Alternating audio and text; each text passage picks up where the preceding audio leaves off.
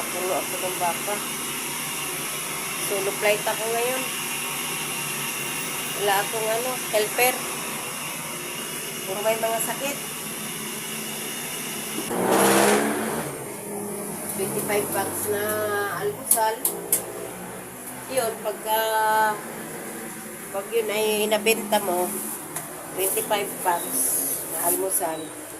25 times 50, meron ka na 1 to 50 pag naubos yun. Tapos, pagka yung lugaw naman, 20 times 35, meron ka ng 700. So, pag meron ka ng ganun halaga, 1 to 50 plus 700, o meron ka ng 1950. Kung meron pang maglugaw-lugaw lang, walang egg, kikita ka rin ng bago mag alas 7 ng 2,000. Yun yung hinahabol namin, yung budget meal, umaga. Kaya ang bukas na namin ngayon, alas 5 na bukas na kami.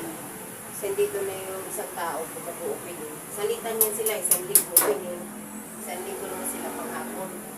Tapos papalitan ko yan sila mga 6 o'clock andito na ako. Minsan 5:30. Kasi, pero pagka maulan, hindi ako makapamalingki ng mga packaging. Lutuin nila. Lang naman, maaga talaga ako para makahabol.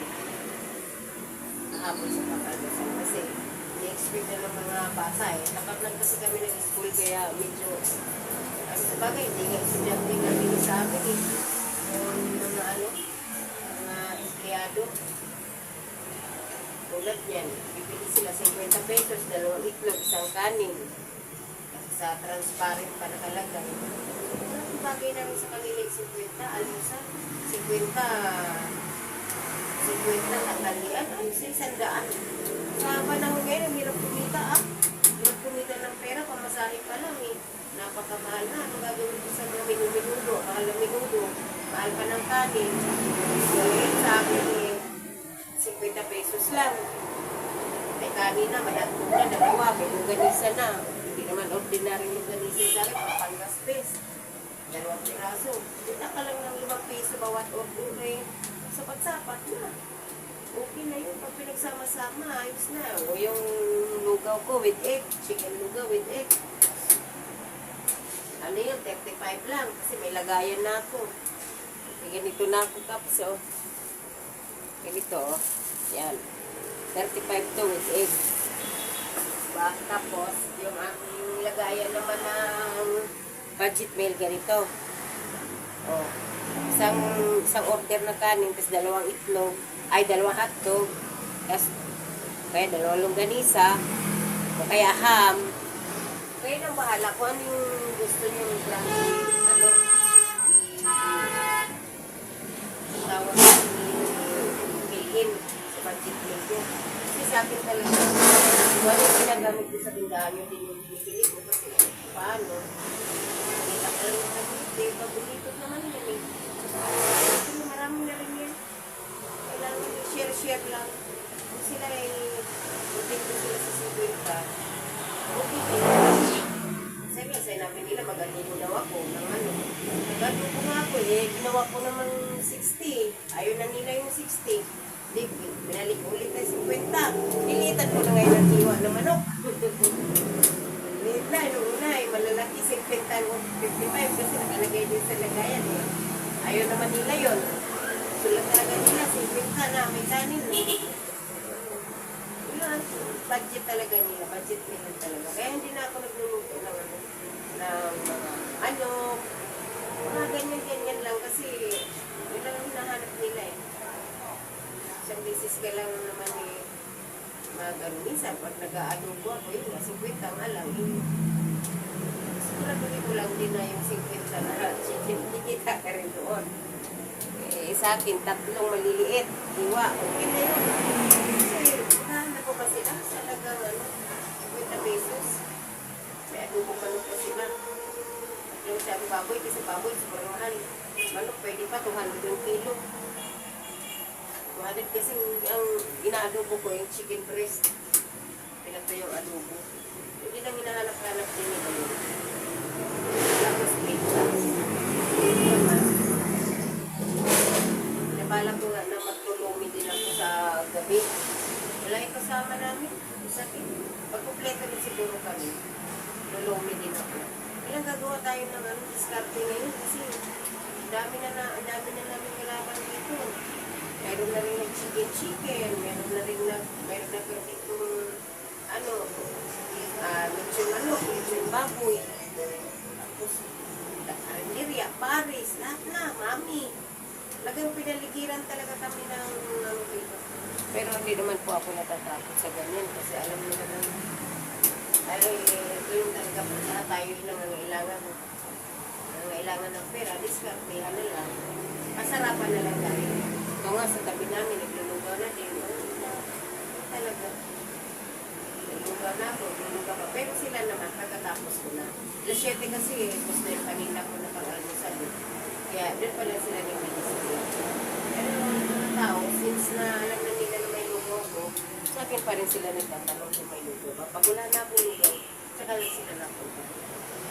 Wala ko na nila ako kasi alam nila yung quality ng lugaw ko. Ay, charo. Ganun talaga. Kasarapan na lang tayo. Kasi ang tao, kahit parehas ang presyo, kung ang quality mo yun, kailangan mo lang quality. Quality talaga sa pagkain. Huwag talagang titipilin sa lasa. Kasi doon tayo nagkakatalo sa lasa. Ilan dito, baka. Kanina yung customer namin, sabi, hindi ko naman hindi ko naman pinagmamayang ang tapa namin. Kasi sarili naman namin talaga siya itla. Sabi nila, mas masarap daw yung tapa na pagturahan. Wala nung pandemic to. Sunod-sunod yung pagsubok ko sa buhay. Pagkatapos ng pandemic, sabi ko yung step ko, hanggang ngayon, wala akong katuwang. Kaya napilitan ko yung tao. Pero awa naman ng Diyos, pilit-pilitin ko, pinagmamalaki ko sa buong mundo na napapalagit na rin sa pamilya sa pagsisikap namin mag-asawa. Pamilya namin ay nakulit. Ito na naman, meron naman ako graduating. Pasalamat ako sa Panginoon Diyos na hindi niya kami pinapabayaan. Kahit sa maliit man o malaking blessing, talagang pinagpapasalamat niyo sa Panginoon.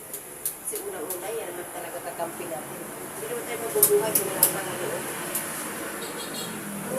Yan. Sinasabi ko nga, kahit hindi na nga ako nakakapagsimba, sa totoo lang, hindi na ako nakakapagsimba. Tagal ko lang hindi na ako magsimba. Minsan nga, hindi na ako nakakapagdasal. AMA na lang, pero mahaba pang Facebook ko. Minsan, naiintindihan din ang Panginoon. Kasi, alam naman ng Diyos yun kung gaano ko siya kamahal talaga.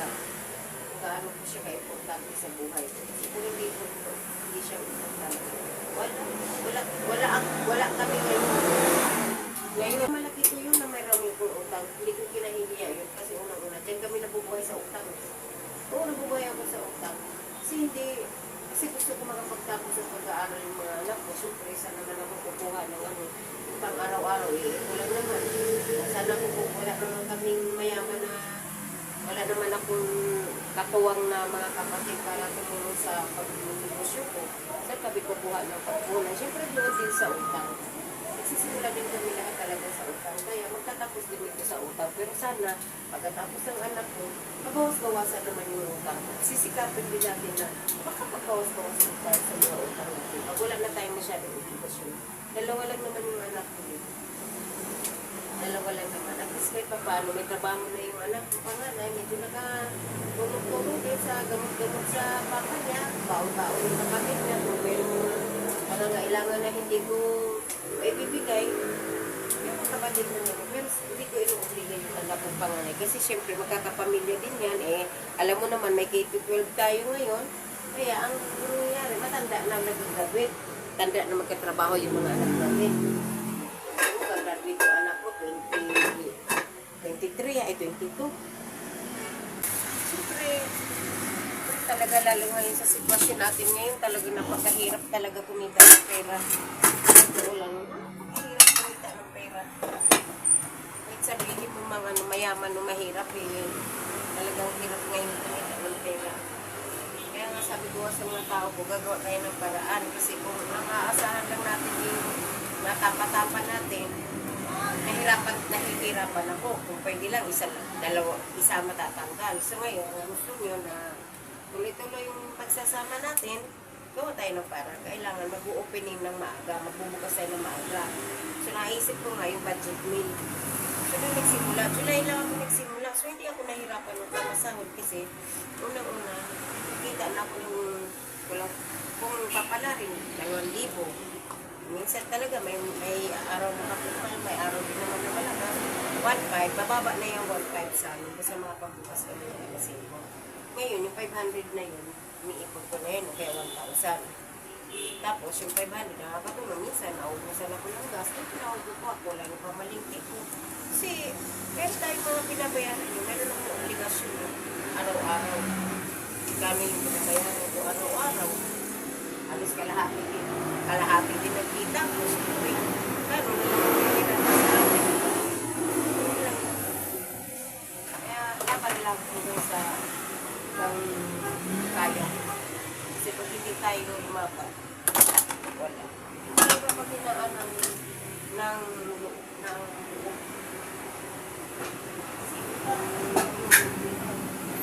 kasi natulad yan. Hinalog yan. Nagawak ko lang sa sarili ko. Wala akong matuwang rin kasi may mga sakit. Kaya nakasalito pa rin ito. Nadadami pa rin ako lagi na nadami pa rin ang kukulit. Mamaya pa yung kasama ko yung mga alas 11, may alas 12. So, hindi ko sila inuobligo. Basta wag lang silang lumampas ng alauna. Kasi syempre, ikaw ba naman eh. Nagsasarado kami. Alas 10, naglilinis pa kami. 10:30, may pagka sa bahay. Palagay mo na, alas 11. Pagpahinga, nakatulog alas 12. Tapos, pagkadating na alas 12, maga para opening. Kaya sabi ko, pagka opening kayo, pwede na alauna. Pag magganito, katulad yan, absent yung isa, huwag naman alauna. Sabi ko, para may katulong pagka maraming magla-lunch. Kasi pag lunch time, maraming customer. Para meron din para walang mag-walk out ang customer, ma-entertain agad. Ma-release agad ng order nila. Ano talaga? Pero, katulad dito, habang nagpapakulo ako ng baka, ano naman ako ng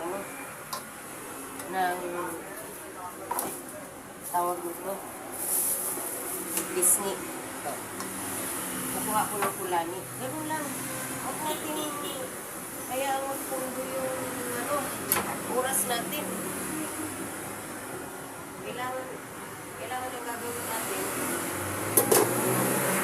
habang may oras, isasalang na natin kung dapat isalang. Ang walang kasi sayang. May pagkuwari. At least ito, katapos ko dito, pwede ko lang gawin yung baka. Salang ko naman ito. Kasi ito kalahati ito. Na-pressure namin. Sira na, hindi ko pa mapalit-palitan. Kalahati, may sindi, kalahati, wala. Kaya sayang yung gas. Kaya yung isa-isa namin. So, ako talaga sa tutulog, kakailan talaga ako ng kulari.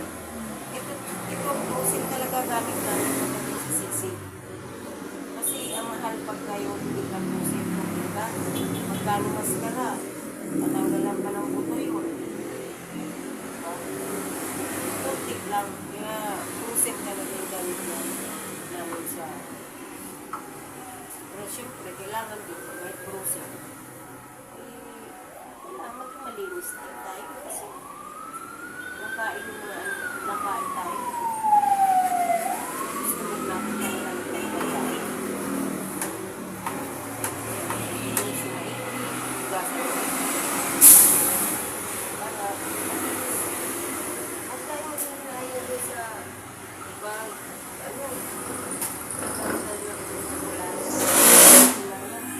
Maabot yung bulan minsan ng kalahating kilo. Minsan, sobra pa. Sobra pa sa kalahating kilo. Diba, sayang yun. Parang 5 kilo na kapitili mo, parang 4.5 na lang.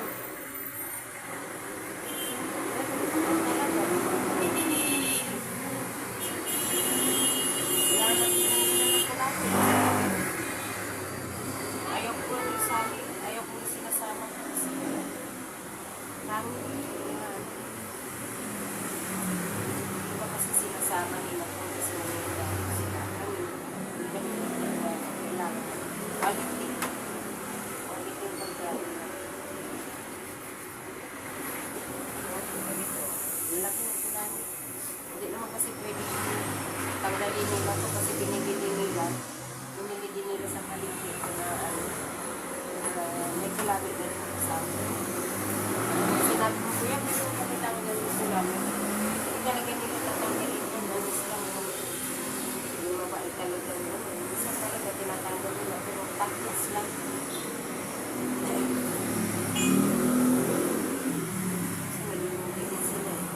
Mahal pa naman na i-deliver lang yung suki ko. Order ko siya sa umaga, tapos i-deliver. Yan lang talaga yung kagandahan kapag paano. Yung alam ko may kamahalan doon, siyempre 150 din yung bayad ko sa pagpapadeliver. Hindi naman thank you yun. Kaya din yun, siyempre Ayun talaga. Kaya, kung mga nagbabalak din mag-negosyo, kailangan sa tiyaga lang. Tiyaga. Sa tiyaga lang talaga. Kasi kung walang tiyaga, wala talaga mangyayari. Sabi nga ng Panginoon, di ba?